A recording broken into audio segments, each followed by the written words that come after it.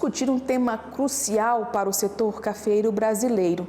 Em junho, 62% dos navios para exportação de café registraram atrasos, segundo o levantamento do Secafé. Esse problema, gente, impediu a exportação de mais de 1.200.000 sacas de café, resultando em uma perda de quase 300 milhões de dólares em receita para o país. E para falar mais sobre esse impacto desses atrasos, os desafios enfrentados pelos produtores, eu converso agora com o Eduardo Heron, que é o especialista em logística portuária.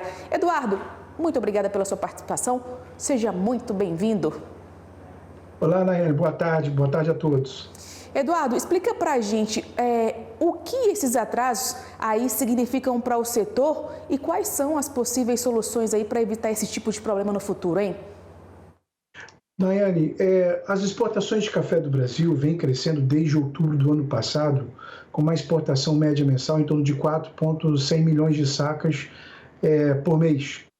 E nós vimos agora no mês de junho, no encerramento desse período safra, que nós tivemos um crescimento de 35,7% nos embarques do mês de junho e que uma parte desse volume ficou nos portos brasileiros, porque as cargas chegaram nos portos, os atrasos dos navios, como você já citou na introdução, teve 62% desses atrasos.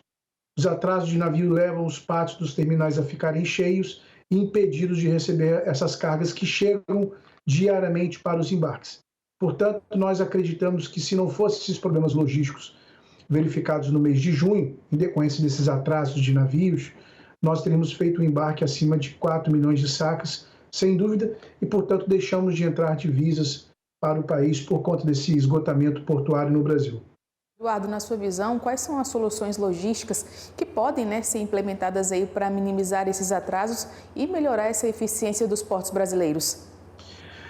Daiane, um passo importante é você mapear esses problemas, você ter esses indicadores como o Secafé vem fazendo junto com seus associados, realmente para você promover o debate, mostrar que esse esgotamento não é uma questão apenas localizada no Porto de Santos, mas em vários portos. Você pode observar no relatório que 82% dos atrasos ocorreram no Porto de Santos, mas nós tivemos 51% no Rio, 64%, e lembrando que o Porto de Vitória vem já com um certo agravamento. Então, o passo mais importante nesse momento é fazer o que o Secafé está fazendo, de mapear esses indicadores, fazer esses levantamentos, porque tem um impacto em toda a cadeia. Menor entrada de divisa, menor repasse para o produtor, sem contar os prejuízos que se acumulam para as empresas, que no mês de junho foram de 4,7. Feita essa etapa, Nayane, o passo seguinte é realmente buscar o diálogo com as autoridades públicas, com os outros elos do comércio exterior brasileiro, para realmente buscar formas de mitigar esses riscos através de soluções, sejam elas tecnológicas ou mesmo na expansão da capacidade de container nos terminais portuários em todo o Brasil. Agora você falou aí da questão tecnológica, eu já quero emendar duas perguntas. A primeira é, se existisse um investimento maior em tecnologia, você acredita que teríamos menos atrasos? E outra questão também é, quando a gente pega os portos brasileiros e compara com outros grandes países exportadores de café, o Brasil fica para trás, acaba que diminui nosso poder competitivo aí com outros países? Olha, bom, em termos de tecnologia, o Brasil já vem fazendo investimentos tecnológicos, mas ainda precisa avançar um pouco mais. Principalmente porque hoje é de conhecimento que todos os navios possuem seus transponders, ou seja, você consegue, através de aplicativos, de sinais de satélite, monitorar realmente a posição do navio e, consequentemente, identificar se ele vai estar atrasando em um determinado porto. Então, a tecnologia ela tem um papel importante no monitoramento e controle dessas informações. Com relação à infraestrutura, não há a menor dúvida que o Porto de Santos hoje ele tem, em termos de infraestrutura, uma melhor estrutura comparado com outros portos, não somente no Brasil, mas ao redor do mundo.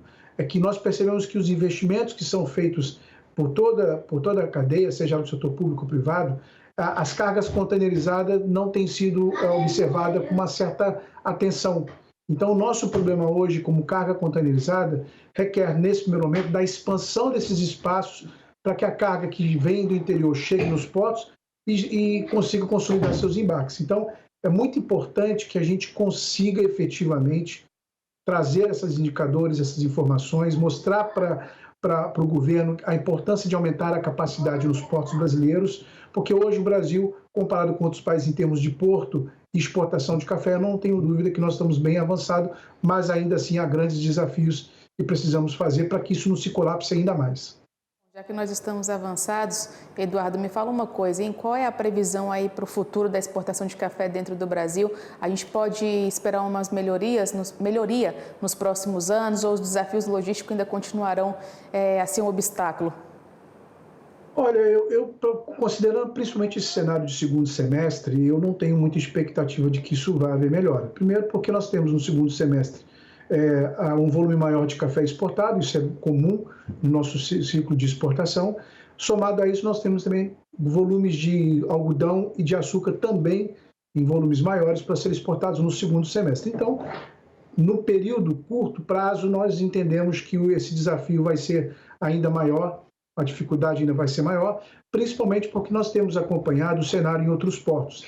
Então, nós temos visto que há um colapso em vários portos brasileiros, os transbordos estão sendo realizados tanto pelo Porto de Santos quanto pelo Porto Rio. Isso tem havido uma sobrecarga nos portos que está gerando aí a dificuldade desses embarques. Mas eu acredito que o mais importante, Nayane, é primeiro o engajamento da autoridade pública em realmente querer discutir, entender que é o problema, entender realmente propor uma pauta, porque a nossa expectativa de crescimento de embarque continua firme. O nosso grande desafio será realmente a consolidação desses embarques, dado aí essa infraestrutura que nesse momento apresenta um colapso e dessa falta maior de investimento no segmento da carga containerizada. Eu conversei com Eduardo Heron, especialista em logística portuária. Obrigada, Eduardo. Espero você aqui em breve para a gente falar e que sejam notícias boas, positivas, sem atrasos. Obrigada, Eduardo. Obrigado, uma boa tarde a todos. Até logo.